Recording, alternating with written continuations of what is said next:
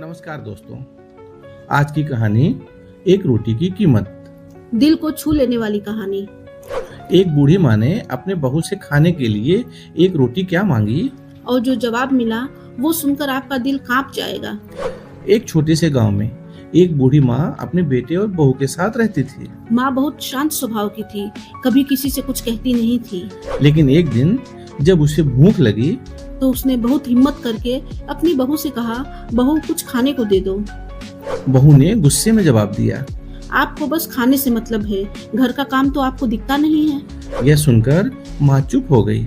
वो बिना कुछ बोले अपने बिस्तर पर जाकर बैठ गई। शाम को जब बेटा घर लौटा उसने माँ की उदास आंखें देखी। तो उसने पूछा, माँ क्या हुआ, इतना उदास क्यों बैठी हो। माँ बोली, कुछ नहीं बेटा, आज भूख नहीं थी इसलिए खाना नहीं खाया। लेकिन सच्चाई छुप नहीं पाई। पड़ोसन ने सब कुछ बता दिया।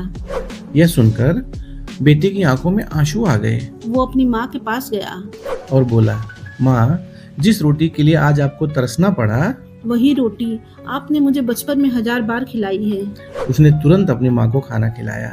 और पत्नी से कहा, आज से इस घर में माँ पहले खाना खाएंगी। फिर कोई और। बहू को अपनी गलती का एहसास हुआ।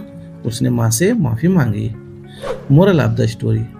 दोस्तों, जिस माँ ने कभी भूखा नहीं सुलाया, उसे एक रोटी के लिए तरसाना सबसे बड़ा पाप है।